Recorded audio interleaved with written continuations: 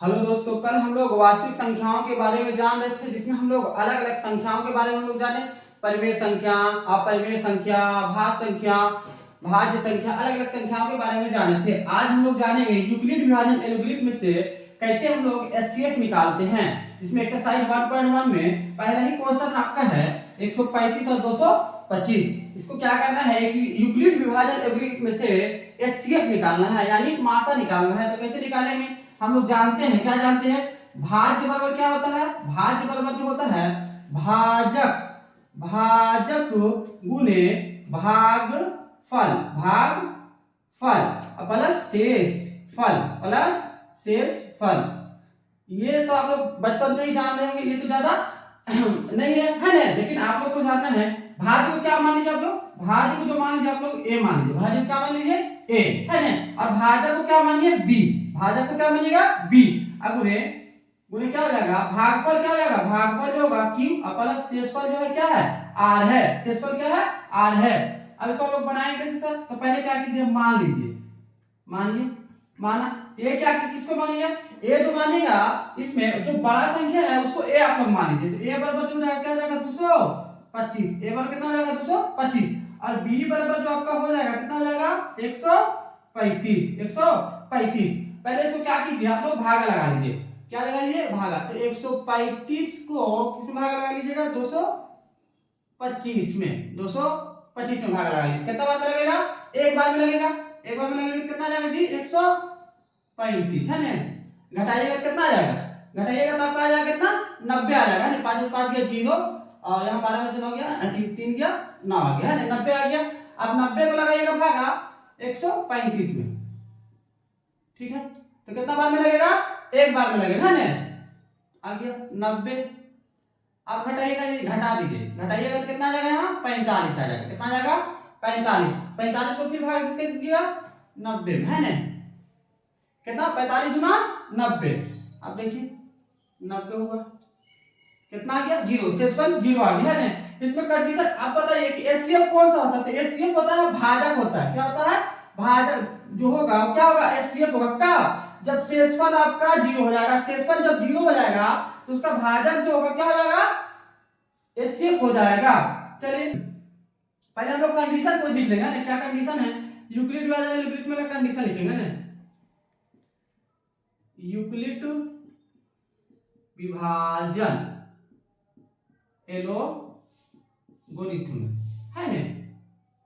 Euclid विभाजन algorithm में क्या है? क्या कंडीशन हम जाने? a बराबर जो होता है b b b q, है ना? या b q प्लस r। कब कब होगा? कब होगा जी?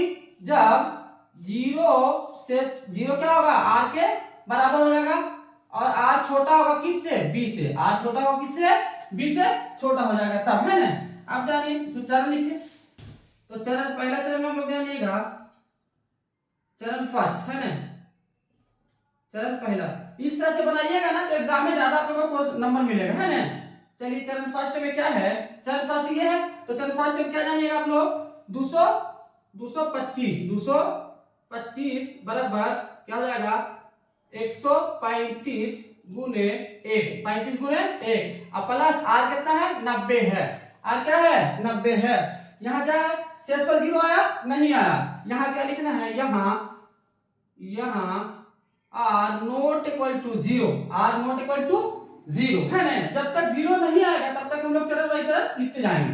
नेक्स्ट यहाँ लिखते हैं। चलिए चरण, चलिए चरण सेकंड। दूसरा चरण क्या है? दूसरा चरण जो है आपका इसमें क्या हो जाएगा? 135 बराबर क्या हो जाएगा? 90 गुने 1 प्लस आर। आर कितना है जी? 45 है। आर कितना है? 45 है। क्या यहाँ शेषफल हुआ? नहीं हुआ। यहाँ क्या हुआ? नहीं। यहाँ आर नॉट इक्वल टू 0, यहाँ आर हुआ? शेषफल 0 नहीं हुआ। फिर चरण हम लोग थर्ड चलेंगे। तीसरा चरण में हम लोग क्या है? चलिए तीसरा चरण में क्या हो जाएगा? 90 बराबर क्या हो जाएगा? 45 गुने 2 प्लस शेषफल क्या है? 0 है। यहाँ शेषफल आपका 0 हुआ, हाँ शेषफल यहाँ 0 हुआ। यहाँ यहाँ आर बराबर क्या हो जाएगा 0। जब आर बराबर 0 हो जाएगा तो एचसीएफ जो होगा आपका क्या हो जाएगा 45 हो जाएगा, यानी एचसीएफ जो होगा आपका 45 हो जाएगा। इससे कितना हो जाएगा 45 हो जाएगा। इस तरह से जब आप लोग एग्जाम में बनाइएगा तो आपको अधिक नंबर मिलेगा। चलिए हम लोग नेक्स्ट वाला बनाते हैं, नेक्स्ट क्वेश्चन को बनाते हैं इसी तरह से।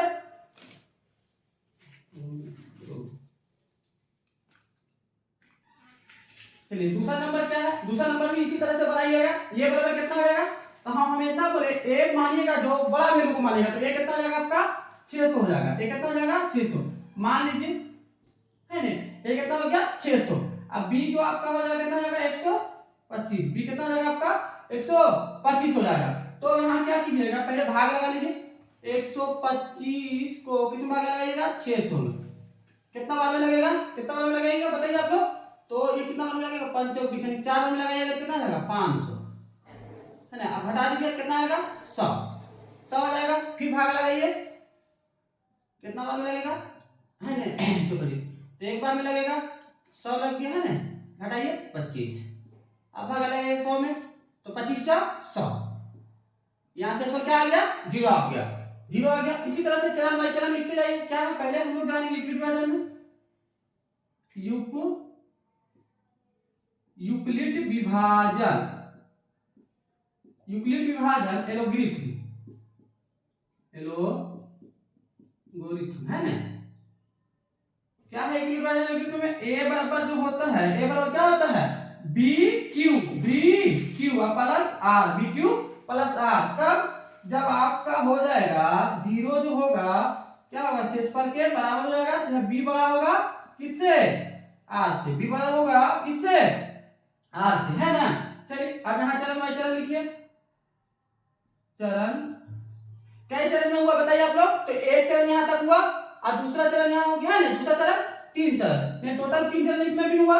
चलिए चल लिखेंगे। पहला चरण में क्या है, पहला चरण में क्या है, ए आपका है 600, है ना। 600 और क्या लिखिएगा, तो 125 गुने 4 प्लस शेषफल कितना है 100 है। क्या यहाँ पर जो है शेषफल 0 है, नहीं है। तो क्या लिखेगा यहाँ r not equal to 0, r not equal to 0, है ना। चलिए चरण सेकंड लिखते हैं। चरण सेकंड में क्या है जी, चरण सेकंड में जो आपका है 125 बराबर क्या है 100 गुने 1 प्लस r जो आपका है 25 है। r क्या है आपका 25 है। तो यहाँ पर भी हुआ शेषफल 0, r नॉट इक्वल टू 0, यहाँ शेषफल भी 0 नहीं हुआ। चला अब नेक्स्ट चरण यहाँ लिख बनाएंगे। चलिए अगला चरण तीसरा। चलिए तीसरा चरण में क्या है, 100 बराबर क्या है आपका 25 गुने 4 प्लस r आपका 0, यहाँ पर 0 है ना। यहाँ इधर देखिएगा, तो यहाँ यहाँ क्या है r बराबर 0, r बराबर 0। जब r बराबर 0 हो जाएगा तो क्या होगा, एचसीएफ जो होगा आपका क्या हो जाएगा, ये भाजक हो जाएगा। भाजक जो हो जाएगा आपका क्या होगा एचसीएफ हो जाएगा। यानी आपका जो है मासा जो आपका है, मासा जो है आपका कितना हो जाएगा 25 हो जाएगा। मासा क्या हो जाएगा आपका 25 हो जाएगा। इसी तरह से आप लोग टोटल क्वेश्चन बना करके चेक कीजिएगा। जब इस तरह से आप लोग बनाइएगा तो एग्जाम में आपको पूरा नंबर मिलेगा। इसी तरह से आप लोग को हर एक क्वेश्चन को बनाना है। एक क्वेश्चन और है उसको भी हम लोग बना देते हैं। तीसरा नंबर जो आपका है, तीसरा नंबर क्या है जी, क्वेश्चन क्या है, क्वेश्चन जो आपका है 196 और क्या आपका है 3800 है 220। इसको आप लोग बनाइए और इसको बना करके आप लोग कमेंट बॉक्स में बताइए कि हाँ सर मेरा समझ आ गया और मेरा आंसर आ गया। ठीक है, इसी तरह से आप लोग टोटल एक्सरसाइज 1.1 को आप लोग क्लियर कर लीजिए और नेक्स्ट हम लोग वीडियो फिर बनाते हैं।